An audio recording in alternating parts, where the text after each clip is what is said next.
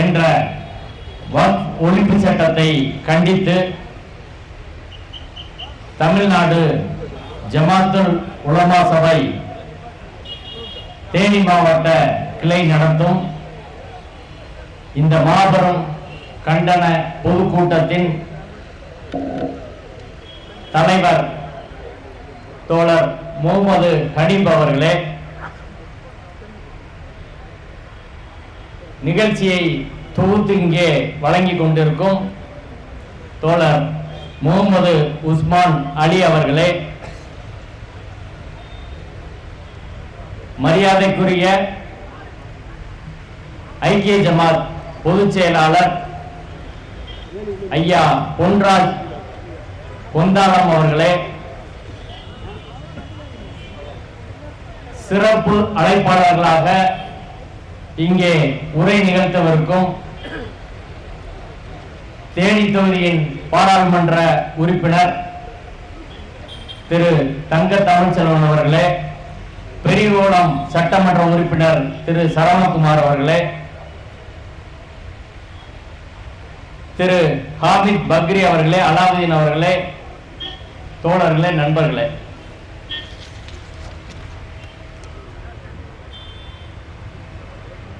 ரெண்டாயிரத்தி 24 கொண்டு வரப்பட்ட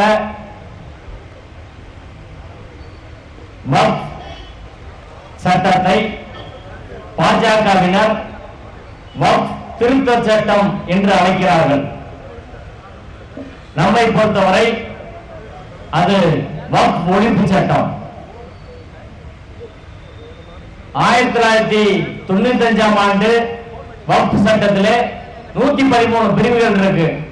44 அமெண்ட்மென்ட் கொண்டு வராங்க. இப்ப இது கிட்டத்தட்ட சட்டத்தை புதிதாக கொண்டு வருவதை போலத்தான், அது ஒன்றும் சந்தேகம் கிடையாது. இப்ப பாஜகவினர் வைக்கும் வாதம் என்ன? வக்ஃப் நலனுக்காக, இஸ்லாமிய மக்கள் நலனுக்காக இந்த சட்டத்தை நாங்க கொண்டு வரோம். நம்மளோட வாதம் என்ன?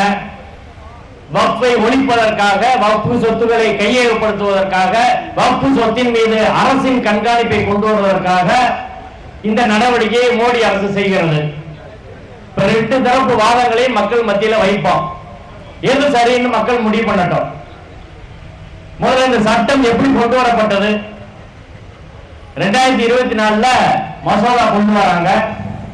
பாராளுமன்ற கூட்டுக்குழுவுக்கு போகிறது. 31 நபர்கள் பாராளுமன்ற கூட்டுக்குழுவில் இருக்கிறார்கள்.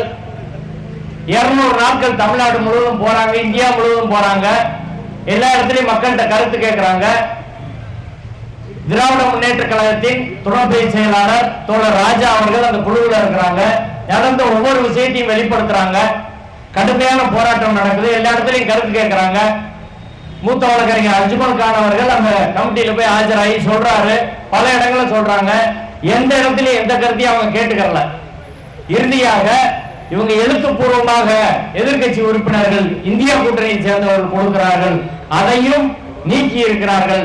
கடைசியா எதிர்கட்சி உறுப்பினர்களை சஸ்பெண்ட் செய்து சட்டத்தை நள்ளிரவு ஏப்ரல் 12ஆம் தேதி நள்ளிரவு 12 மணிக்கு நமது நாடாளுமன்ற உறுப்பினர் இருக்கிறார். 12 மணிக்கு மக்களவையில், ஏப்ரல் 3 இரவு 2 மணிக்கு மாநிலங்களவையில் நிறைவேற்றுகிறார்கள்.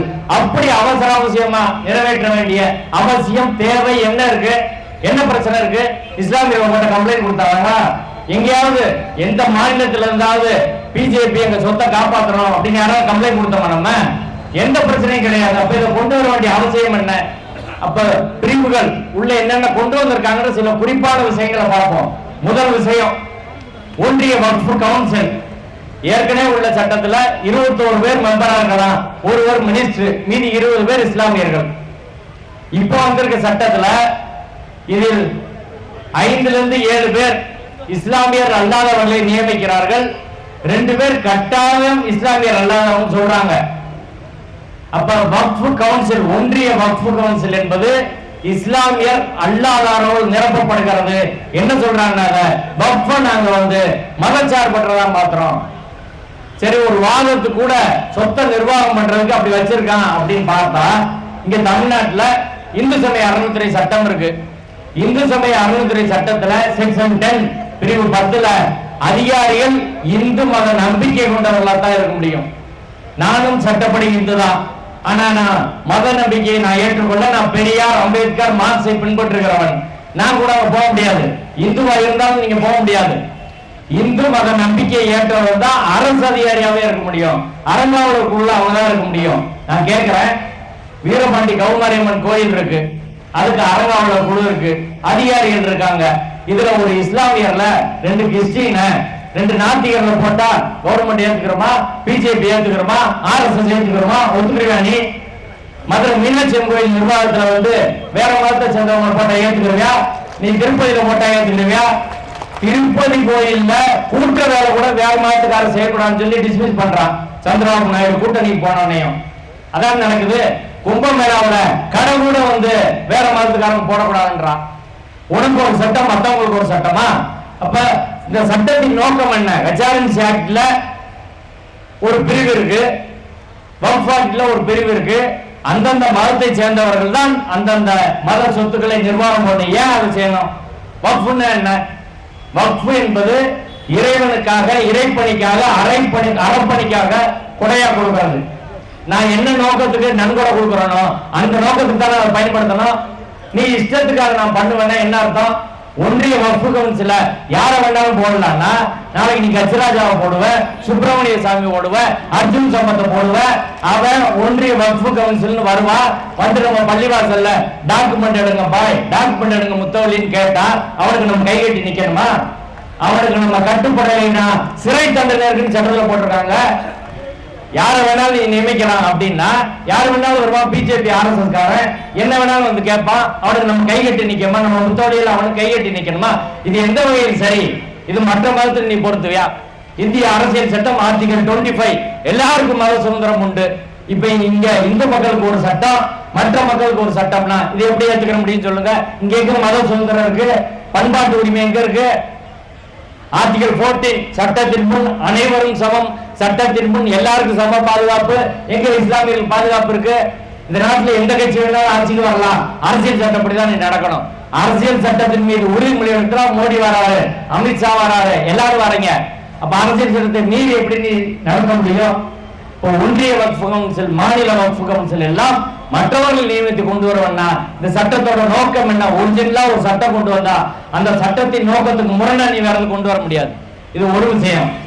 இரண்டாவது விஷயம், இதுவரை நமக்கு தெரியும் ஏராளமான பழமையான பள்ளிவாசல்கள் இருக்கு. அந்த பள்ளிவாசல்கள் எல்லாம் ஓரலா இந்த சொத்தை கொடுத்திருப்பாங்க.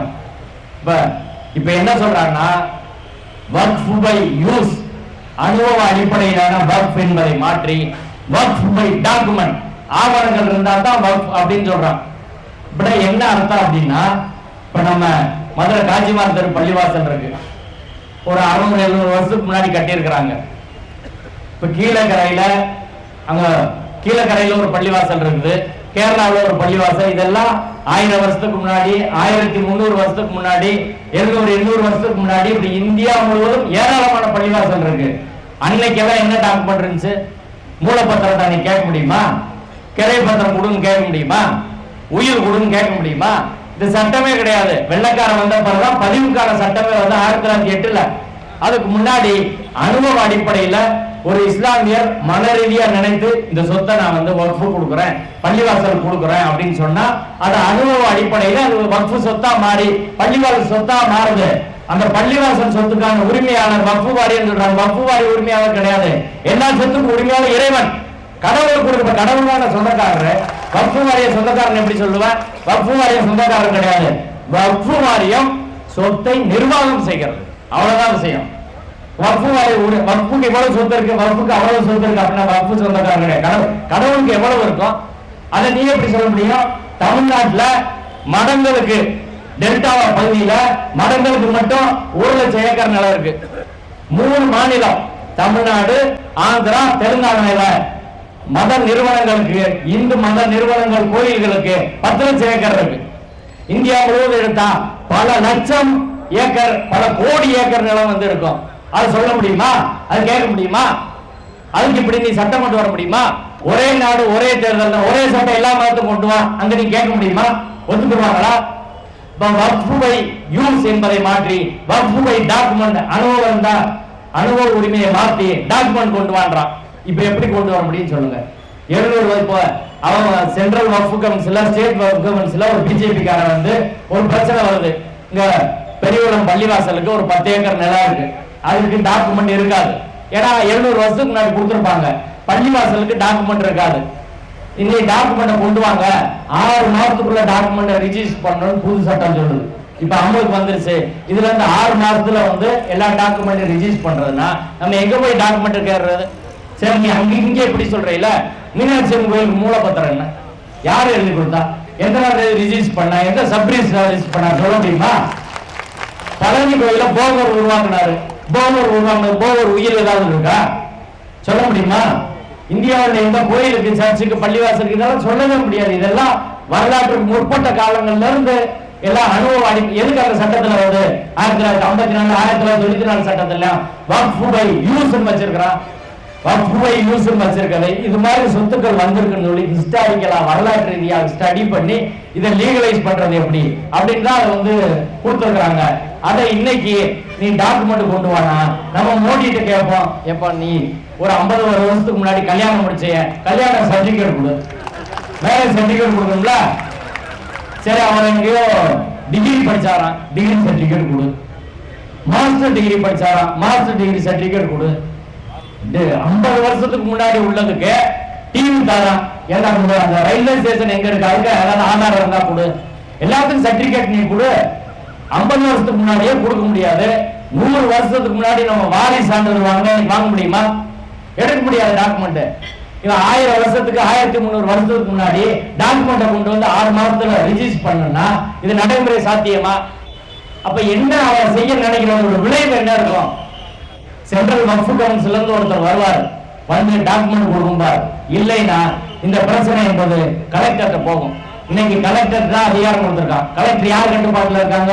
ஒன்றிய அரசோட நேரடி கட்டுப்பாடுல கலெக்டர், IAS, IPS எல்லாம் இருக்காங்க. அவர்களுக்கு அடிமையாகவே இருக்கிறார்கள். அங்க என்ன நியாயம் நம்மளுக்கு கிடைக்கும்? ஏற்கனவே வக்ஃப் சர்வே கமிஷனருக்கு அந்த அதிகாரத்தை கலெக்டர் கொடுக்குறான். இந்தியாவில் பெரும்பாலான நிலத்தை, வக்ஃப் நிலத்தை ஆக்கிரமிச்சு வச்சுட்டு அரசாங்கம் அப்படிதான் இருக்குது. அப்ப அடிப்படையில இந்த சொத்துக்களுக்கெல்லாம் டாக்குமெண்ட் கேட்டு இது பிரச்சனைக்குரியதாக மாற்றி, இது உங்க சொத்து இல்ல பாய், இதுக்கு உங்க டாக்குமெண்ட் இல்ல, நீங்க வந்து இந்த பள்ளிவாசல்ல தொழுவ கூடாது, பிரச்சனை வந்துருச்சு, யாரும் உள்ள போகாதீங்க, இந்த நிலத்துக்குள்ள போகாதீங்க என்று சொல்வதற்கான அத்தனை வாய்ப்புகள் இருக்கு. இதை எப்படி ஏற்றுக்கிற முடியும்? மூன்றாவதாக, ஒருத்தர் தானம் கொடுத்தா அவர் 5 வருஷம் முஸ்லீமா பிராக்டிஸ் பண்ணிருக்கணுமா? என்னடா கொடுமை! கடவுளுக்கு விருப்பப்பட்டா யாரு வேணாலும் தான் சொத்தை வந்து கொடுக்குறாரு. இதுக்கு என்ன மதம், இதுக்கு என்ன ஜாதி, இதுக்கு என்ன அந்த வருஷம் இந்த வருஷம். இப்ப நான் இருக்கிறேன், வீரவாண்டி கோயிலுக்கு வந்து தானமா கொடுக்கணும் உடனே கொடுப்பேன், பள்ளிவாசல் கொடுக்கணும் உடனே கொடுப்பேன். அது என் சொத்துரிமை, நான் சுயமா சம்பாதிச்சத யாருக்கு வேணாலும் எப்படி வேணாலும் நான் கொடுக்கலாம் என்றது அரசியல் சட்டத்தில் ஆர்டிகல் 307 சட்டப்படியான கான்ஸ்டிடியூஷன் ரைட். அதை எப்படி நீ தடுக்க முடியும்? ஆனா இப்ப முஸ்லீமா இருக்கணுமா 5 வருஷம் வந்து இருந்திருக்கணும் அப்படின்னு சொல்றான். சரி, இப்ப நம்ம சொத்து டாக்குமெண்ட் வச்சு கொடுக்கணும், கலெக்டர்கிட்ட போய் இப்ப பெர்மிஷன் வாங்கணும். போனா நீங்க 5 வருஷம் முஸ்லீமா இருந்ததுக்கு டாக்குமெண்ட் கொடுங்க பாய் அப்படின்னு கேட்டா நம்ம எங்க போய் வாங்க சொல்லுங்க? முஸ்லீமா 5 வருஷம் பிராக்டிஸ் பண்ணி இருக்குது அப்படின்னா நான் 5 வேளை வந்து ரெகுலரா தொழுவேன் அப்படின்னு பள்ளிவாசல சர்டிபிகேட் வாங்கி கொடுக்கணுமா? நான் மதுவே அருந்த மாட்டேன் அப்படின்னு ஒயின் ஷாப்ல சர்டிபிகேட் வாங்கி கொடுக்கணுமா? என்ன வாங்கி கொடுக்கணும்? எப்படி வாங்கி கொடுக்கணும்னு சொல்லு. நான் வட்டி வாங்கலன்னு சொல்லி பேங்க்ல இருந்து சர்டிபிகேட் வாங்கி கொடுக்கணுமா? ஊர்ல முக்கியமானவங்க வாங்கி கொடுக்கணுமா? இப்போ முஸ்லீமா இருக்கிறது வந்து ஓட்ட நான் எப்படி நிரூபிக்கிறது? இல்ல DNA டெஸ்ட் பண்ணணுமா? இல்ல ஸ்கேன் வச்சு டெஸ்ட் பண்ணுவியா? என்ன செய்ய முடியும்? பழனி கோயில்ல மாற்று மதத்தவர் வரக்கூடாதுன்னு சொல்லி ஒரு வழக்கு போடுறாங்க. மதுரை உயர்நீதிமன்றத்தில் அந்த வழக்கு வருது. சிறிமதின்னு ஒரு நீதிபதி விசாரிக்கிறாங்க. அந்த விசாரணையில வந்து நீதிபதி என்ன உத்தரவு போடுறாங்கன்னா, பழனி கோயிலுக்கு வந்து போறவங்க மாற்று மதத்தை சேர்ந்தவங்க போனா இந்த இந்து மதத்தின் மீது எனக்கு நம்பிக்கை இருக்குன்னு எழுதி வச்சுட்டு அதை ஏத்துக்கிட்டு தான் நீங்க வந்து ஒரு எல்லை தாண்டி போகணும் அப்படின்னு ஒரு தீர்ப்பு வந்து கொடுத்திருக்கிறாங்க. அப்படி பார்த்தா தமிழ்நாட்டின் முதல்வர் மு.க. ஸ்டாலின் அவர்கள் கூட அங்க போக முடியாது. அவங்க கட்டுப்பாட்டுல தான் இருக்கு, யாருமே போக முடியாது. இது ஒவ்வொருத்தரையும் ஸ்கேன் பண்ணுவீங்களா? யாருக்கு நம்பிக்கை இருக்கு, யாருக்கு நம்பிக்கை இல்லைன்னு. இன்னைக்கு நாகூருக்கு போறாங்க, வேளாங்கண்ணிக்கு போறாங்க, சபரிமலைக்கு போறாங்க, எல்லாரும் கலந்து தானே போறாங்க. எத்தனையோ தர்காவுக்கு எல்லாரும் கலந்து போறாங்க. எப்படி டெஸ்ட் பண்ண முடியும்? இப்ப அடிப்படையில முஸ்லீமா இருக்கிறத நான் நிரூபிச்சாதான் கொடுக்க முடியும் அப்படின்னு கொண்டு வர நோக்கம் என்னன்னா, யாரு இனிமே பள்ளிவாசலுக்கு எதுவும் கொடுக்க கூடாது, இஸ்லாமியர்கிட்ட சொத்தே இருக்கக்கூடாது. இந்த நாட்டில் இன்னைக்கு இல்லை, இன்னைக்கு நேரத்தில் இல்ல, 1000 வருடங்களாக சூத்திர பஞ்சமர்கள், இங்க உள்ள பிற்படுத்தப்பட்ட சமூகத்தை சேர்ந்தவர்கள், தேவர், கோனார், ரெட்டியார், பட்டியல் சமூகத்தை சேர்ந்தவர்கள், எல்லா சாதியை சேர்ந்தவர்கள், சிறுபான்மையினர் யார்கிட்டையும் சொத்து இருக்கக்கூடாதுன்றதுல பார்ப்பனியம் RSS அவர்கள் முன்னோர்கள் ரொம்ப தெளிவா இருக்கிறோம். அது சந்தேகமே கிடையாது. இன்னைக்கு எப்படி இவ்வளவு நிலம் வந்து எல்லாம் நம்ம புரிஞ்சு நடந்தானே. 3 மனத்துக்கு மட்டும் டெல்டா பகுதியில் அங்க இருக்கு. இப்ப திருநெல்வேலி பகுதி வளமான நதி ஓடும், எல்லா இடத்துலயுமே இருக்கிற நிலத்தெல்லாம் கூடி அவனுக்கு கொடுத்துருவான். அவனுக்கு கொடுத்தா பார்ப்பனர்களுக்கு பிரம்மதேயம் அப்படின்னா அது அந்த நிலம் இலவசம், அங்க வரி கிடையாது, எதுவுமே கிடையாது. எல்லாத்தையும் வச்சு அவன் சொல்லமா வாழ்ந்தான். அப்ப எல்லாம் சொத்து இருக்கு, சொத்தை வச்சு படிச்சான், படிச்சு கல்வியை வச்சு அது அரசியல் அதிகாரத்தை பெற்றான், அரசியல் அதிகாரத்தை வைத்து சமூக அதிகாரத்தை பெற்றான். நம்மகிட்ட சொத்தே இருக்கக்கூடாதுன்னு சொல்லி மீச வச்சா வரி போட்டான், மார்புக்கு வரி போட்டான், தொப்பிக்கு வரி போட்டான், குடை வச்சிருந்தா வரி போட்டான், கூரை வீடு வச்சிருந்தா வரி போட்டான், ஓட்டு வீடு வச்சிருந்தா வரி போட்டான். இன்னைக்கு நிர்மலா சீதாராமன் செய்வதை போல இன்னைக்கு ஜிஎஸ்டி போட்டு நம்மகிட்ட கொடுக்குறாங்கல்ல, என்ன நீங்க சம்பாதிச்சாலும் உங்களோட சொத்தே இருக்காது. அப்போ சொத்து உரிமை என்பதை நாம் பெரும்பாலான மக்கள் வைத்துக் கொள்ளக்கூடாது. சொத்தின் வழியாக இவர்கள் அரசியல் சமூக அதிகாரத்தை கல்வி அதிகாரத்தை போர்வெல்லாம் கொடுக்கணும். அதை பேசாம இன்னைக்கு வக்ஃபோர்டுக்கு இவ்வளவு நிலம் இருக்கு அவ்வளவு நிலம் இருக்குன்னா, இங்க இருக்க பெரும்பான்மை மக்கள் இந்துக்களுக்கான கட்சின்னு சொல்றாங்க. பெரும்பான்மை இந்துக்களுக்கு 5 சென்ட் கிடையாது, 10 சென்ட் கிடையாது, வீடு கட்ட 1 ஏக்கர் கிடையாது, விவசாயம் பண்ண. இந்த நாட்டின் பூர்வ குடிமக்கள் எங்கிட்ட அப்படி இடம் இல்லாம போச்சு, பதில் சொல்லணுமா இல்லையா? அடிப்படையில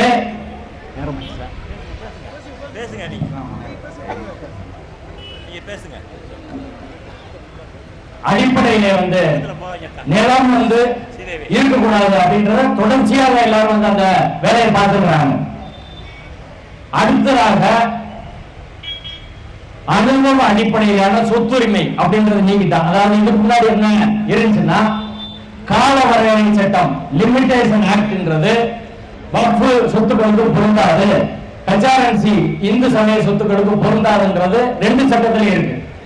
நான் ஒரு நூல் எழுதியிருக்கேன், அந்த நூல் கூட வச்சிருக்காங்க. இதுல அந்த தெளிவா அந்த செக்ஷன் வர இருக்கு. நான் கூட்டத்துல செக்ஷன்லாம் சொல்லல. இந்த 2க்கு என்ன அர்த்தம்னா, நீங்க ஒரு தனியார் நிலத்துல நம்ம எம்பி இருக்காரு, எம்பி நிலத்துல நான் 12 வருஷம் அவருக்கு தெரிஞ்சே நான் குடியிருக்கிறேன்னு வைங்க, அவர் என்கிட்ட கேட்கவே இல்லைன்னா நான் நீதிமன்றத்துக்கு போய் ஒரு வழக்கு போட்டு அட்வான்ஸ் பொசிஷன் கிளைம் பண்ணி எதிர்பார்த்திய உரிமை ஓனரு அவர் நிலத்தில் நான் இருக்கிறேன், ஆனா அவர் கேட்கவே இல்லை, எனக்கு அந்த சொத்தை சொந்தமாக்குன்னு சொல்லி நீதிமன்றத்துக்கு போய் நீதிமன்றம் அட்வான்ஸ் பொசிஷன் சொல்லி எனக்கு அந்த சொத்து நான் தொடர்ச்சியாக 12 வருஷம் அனுபவத்துல தான் எனக்கு சொந்தமாயிடும். இது வழக்கமான சிவில் சட்டம். ஆனா மத நிறுவனங்களின் சொத்துக்களுக்கு, கடவுளின் சொத்துக்களுக்கு என்ன கச்சாரன்சி ஆக்ட்லயும் சரி வக்ஃப் ஆக்ட்லயும் என்ன வச்சிருக்கிறாங்கன்னா, நீங்க 100 வருஷம் இருந்தாலும் நிலத்துல இருந்துக்கலாம், குடியிருந்துக்கலாம், விவசாயம் பண்ணலாம். ஆனால் 100 வருஷம் 200 வருஷம் 500 வருஷம் இருந்தாலும் சரி அந்த இடம் உங்களுக்கு சொந்தமாகாது, நீங்க உரிமையாளராக மாட்டாங்க. அனுபவம் என்ன வச்சுக்கலாம். இதுதான் ஏற்கனவே இருந்தது. இதுக்கு முக்கியமான ஒரு பிரிவை 2லயும் கொண்டு வந்து கால வரையறை சட்டம் 12 வருஷம் இருந்தாலும் இது வக்ஃபு நிலத்துக்கு, கோயில் நிலத்துக்கு பொருந்தாதுன்னு வச்சிருக்கிறான். இது கோயில் நிலத்தையும் வக்ஃபு நிலத்தையும் பாதுகாப்பாக கொண்டு வரப்பட்டது. இப்ப இதை எடுத்து விட்டாங்க. லிமிடேஷன் ஆக்ட் இப்ப அப்ளிகபிள் ஆகும் வக்ஃபுக்கு, ஹெச்ஆர்என்சி இல்ல, வக்ஃபுக்கு மட்டும் அமலாகும் சொல்லிட்டான். இப்ப என்ன நடக்க போகுதுன்னா, மும்பைல நமக்கு எல்லாம் தெரியும், அம்பானி மும்பைல இன்னைக்கு அவர் வீட்டோட சொத்து மதிப்பு 15,000 கோடி. அது எங்க இருக்குன்னா வக்ஃபு நிலத்துல. அவர் நீண்ட காலமாக இருக்கிறார். இந்தியா முழுவதும் பல்வேறு பல லட்சம் கோடி மதிப்பிலான நிலங்கள், 50% மேலான நிலங்கள் ஆக்கிரமிப்பில் இருக்கிறது. அது பெரிய ஆக்கிரமிப்பாளர் கவர்மெண்ட், அம்பானி அதானி போன்றவர்கள். இப்ப என்ன சொல்றாங்க, 12 வருஷத்துக்கு மேல அதை இருக்கிறது நீதிமன்றத்திலே நிறுவனம் ஆகிவிட்டால் அந்த சொத்து அவருக்கு போயிடும், அம்பானிக்கு போயிடும், கவர்மெண்ட்டுக்கு போயிடும். டெல்லியில இஸ்லாமியர்கள் தான் 800 ஆண்டுகள் ஆண்டார்கள், ஏராளமான சொத்துக்கள் இருக்கு, அதெல்லாம் இந்த கவர்மெண்ட் வச்சிருக்கு, அது எல்லாம் அவர்களுக்கு போயிடும். வக்ஃப்ல சொத்துன்னு ஒண்ணே இருக்காது. ரெச்சாரன்ஸ்ல அப்படி வச்சுட்டு வக்ஃப்ல மட்டும் இப்படி வச்சா இன்னைக்கு உள்ள சொத்துக்கள்ல 50% மேலான சொத்துக்கள் இந்த லிமிடேஷன் ஆக்ட் அப்ளை பண்ணி போயிடும். இப்ப எல்லாரும் இந்த நாட்டுல சம்பந்த இந்து சட்டங்களுக்கு ஒண்ணு இருக்கு, கிறிஸ்துவ சட்டங்களுக்கு ஒண்ணு இருக்கு, இஸ்லாமியர்களுக்கு ஒண்ணு வச்சா என்ன நியாயம்? அது அங்க ரெச்சாரன்ஸ்ல வச்சா ரெச்சாரன்ஸ்ல அது போல போயிடும். மக்கள் தான் குடியிருக்காங்க. ஆனா அந்த ரெச்சாரன்சி வர்ற வருமானத்துல, பழனி கோயில் வருமானத்துல ஒரு கல்லூரி நடக்குது, அந்த கல்லூரியில் கூட இந்துக்கள் இல்லாதவர பேராசிரியரா போடுறான்னு சொல்றான். ஆனா இங்க வக்ஃப்ல அது வருமானம் சொத்து யாரும் கொடுக்கூடாதா, மற்ற மதத்தை சேர்ந்தவர்கள் யாரும் சொத்து கொடுக்கூடாதா. ஆனா இவன் மட்டும் இஸ்லாமியர்கள் மட்டும்தான் சொத்து கொடுக்கணுமா, ஆனா நிர்வாகம் பண்றதுக்கு அதை வருமானம் என்ன நியாயம் இது?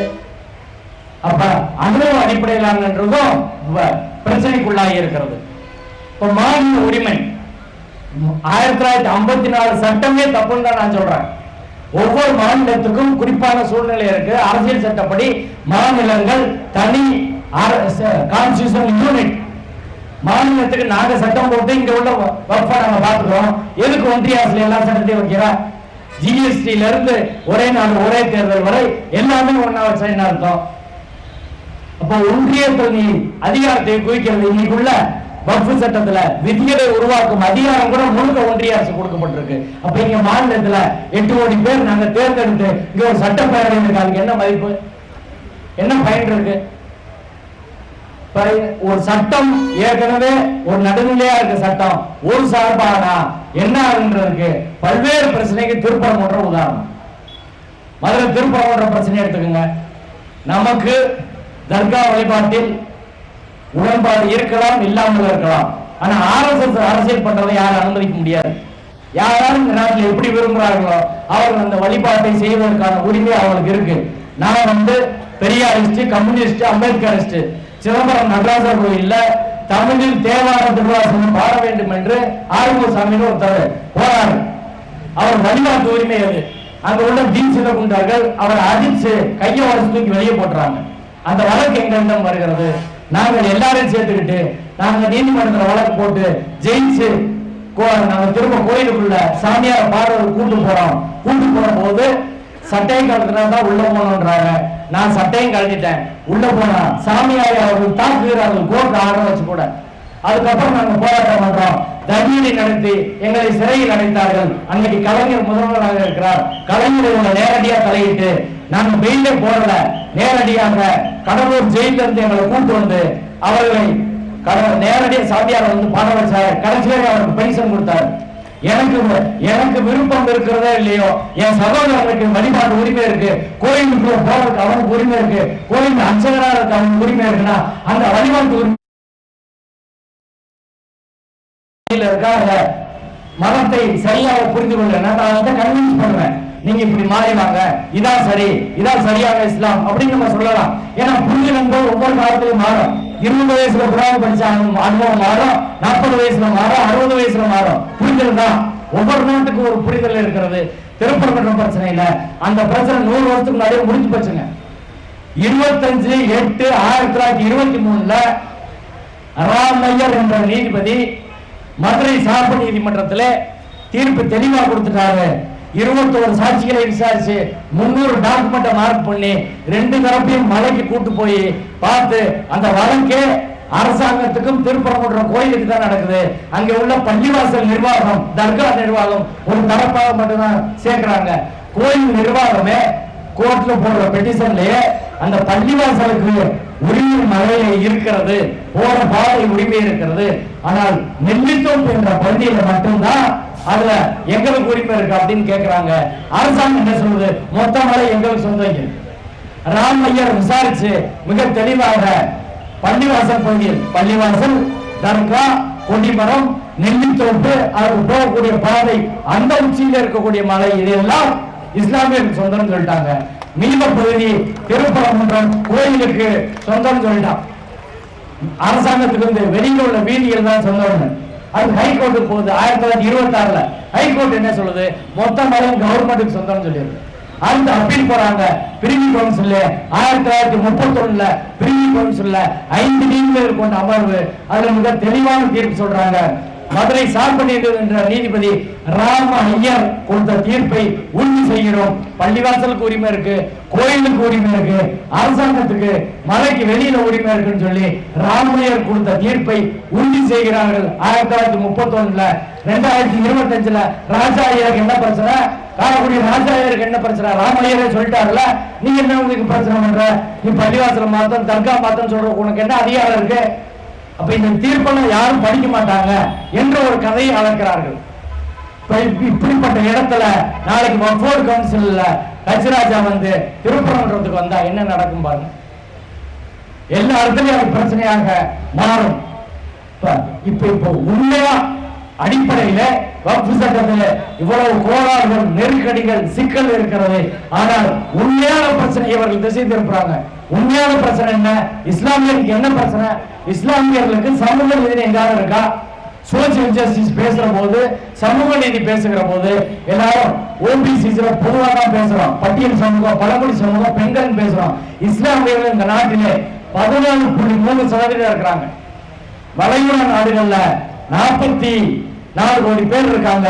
அதுல பாதி கிட்டத்தட்ட 22 கோடி பேர். ஒட்டுமொத்த வளைகுடா நாடுகளின் பாப்புலேஷன் பாதி பேர் நம்ம இருக்கிறோம். இந்தியாவிலே இஸ்லாமியர்கள் இருக்கிறார்கள். அவர்களுக்கான சமூக நீதி எங்க இருக்கு? பாராளுமன்றத்தில் எத்தனை பேர்? 2014 30 பேர், 2019 27 பேர், 2024 24 பேர். 3-4% மக்கள் தொகை எவ்வளவு? 14.3.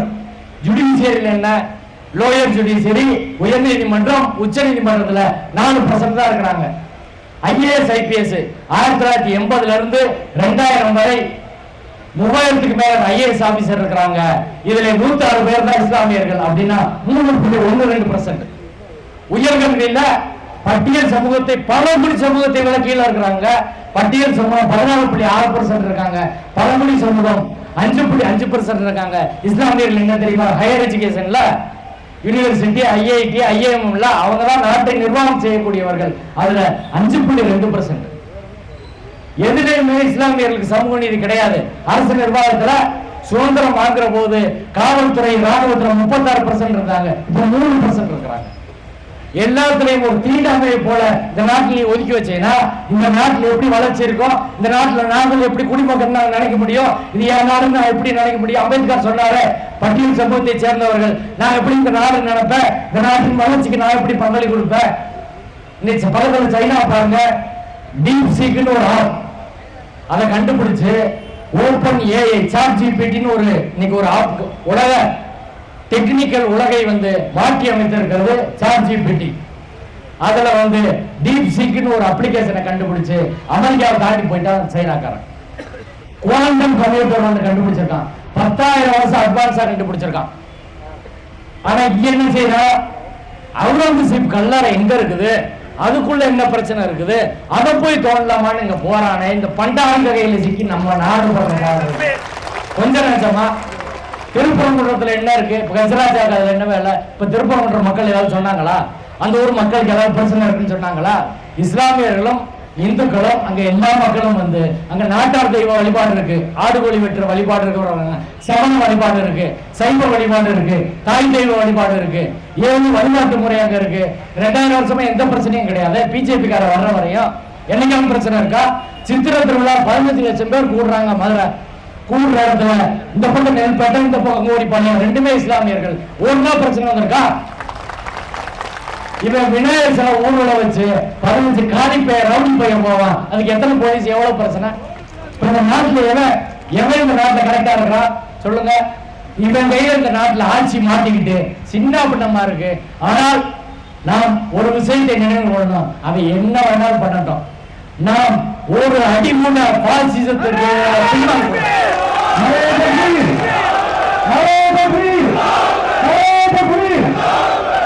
அவன் நினைச்ச மாதிரி இந்தியாவில் ஒருபோதும் எதையும் அவர்கள் செய்ய முடியாது. இஸ்லாமியர்களுக்கு முன்பாக நாங்கள் பெரியாரிஸ்டுகள், கம்யூனிஸ்டுகள், அம்பேத்கரிஸ்டுகள், தமிழர்கள் எல்லாரும் நம்ம எல்லாரும் நாம முன்னாடி நிற்போம். எங்களை வீழ்த்தி விட்டு தான் அவர் உங்களை தொட முடியும். எங்களை தமிழக சட்டப்பேரவையில இந்த சட்டம் வந்த உடனே நள்ளிரவு எம்பி அவர்கள் என்ன சொன்னாங்க தெரியல. காலையில இந்த சட்டப்பேரவையில இந்தியாவுடைய முதல் மாநிலமாக இங்க இந்த வகுப்பு சட்டத்தை எதிர்த்து தீர்மானம் நிறைவேற்றுறாங்க. கருப்பு உடை அணிந்து பேசினார்கள். இன்னைக்கு தமிழகம் பல்வேறு மாநிலங்களுக்கு இப்ப அந்த டீலிமிட்டேஷன் கொண்டு வரான். தொகுதி எம்பியை குறைஞ்சு போயிடும். சவுத்ன்றதே அவனுக்கு தேவை கிடையாது. நார்த்ல மட்டும் ஜெயிச்சு போயிடுவான். இப்படி பல்வேறு அபாயங்களை தமிழ்நாடு தான் உறுதியாக பார்ப்பனியத்தை எதிர்த்து களத்தில் நிற்கிறது. எனவே தமிழ்நாட்டின் மீதான தாக்குதலும் இஸ்லாமியர்கள் மீதான தாக்குதலும் வேறு வேறு இல்ல. தமிழ்நாடு கேரளாவை அடிக்கிறான், இஸ்லாமியர்களை அடிக்கிறான். எல்லோரும் ஒன்றாக நின்று நாம் எல்லாம் தமிழர்கள், இந்தியர்கள், மனிதர்கள் என்ற அடிப்படையிலே ஒன்றாக நின்று எழுந்து நிற்க வேண்டும். ஒரு அங்கோலம் கூட நாம் பின்வாங்க தேவையில்லை. எனவே இந்த சட்டம் கொண்டு வந்தா மம்தா பானர்ஜி அவர்கள் அறிவித்திருக்கிறார்கள், எங்க மாநிலத்தில் இம்ப்ளிமெண்ட் பண்ண மாட்டோம். தமிழக முதல்வர் அவர்களும் இந்த மேடையின் வாயிலாக நமது கோரிக்கையாக இந்த சட்டத்தை தமிழ்நாட்டில் அமல்படுத்த மாட்டோம் அறிவிக்கணும். ஏன்னா 10% இடஒதுக்கீடு உயர் ஜாதியினருக்காக கொண்டு வரப்பட்ட போது தமிழ்நாடு முதல் முறையாக அறிவித்தது, இதை நாங்கள் அமல்படுத்த மாட்டோம். நீ சட்டம் கொண்டு வந்தா பரவாயில்லை, நாங்கள் தமிழ்நாட்டில் அமல்படுத்தோம். இன்னைக்கு வரை அமலாகல. அதே போல இந்த சட்டம் ஒரு சட்டம் அரசியல் சட்டத்துக்கு உட்பட்டு இருந்தா தான் அந்த சட்டத்தை நம்ம ஏற்றுக்கணும். இது நான் சொல்ல, காந்தி சொல்லியிருக்காரு, unjust law is not at all a law. அநீதியான சட்டம் சட்டமே கிடையாது, நம்ம ஏற்றுக்கிற வேண்டிய அவசியம் கிடையாது. நீ பாராளுமன்றத்துல மெஜாரிட்டி வச்சு என்ன வேணாலும் பண்ணிடுவா அப்படின்னா அதை ஏற்றுக்கொள்ள வேண்டும் என்ற அவசியம் எங்களுக்கு கிடையாது. இந்த சட்டம் ஆர்டிகல் 25 எதிரானது, 14 எதிரானது, 29 எதிரானது, 30 எதிரானது, 26 எதிரானது. இதெல்லாம் பேசினா ரொம்ப நேரம் போகும். எனவே இந்த சட்டம் அடிப்படையிலே அநீதிக்கு நாம் ஒருபோதும் தலைவண மாட்டோம். அரசியல் சட்டத்துக்கு எதிரானது, எனவே அதையும் நாம் ஏற்றுக்கொள்ள மாட்டோம். அநீதியான அரசியல் சட்ட விரோத சட்டங்களை நாம் ஏற்க மாட்டோம். தமிழ்நாடு ஏற்காது என்பதை தெரிவித்து நிறைவு செய்ய நன்றி. அரே தக்பீர், அரே தக்பீர், அரே தக்பீர்.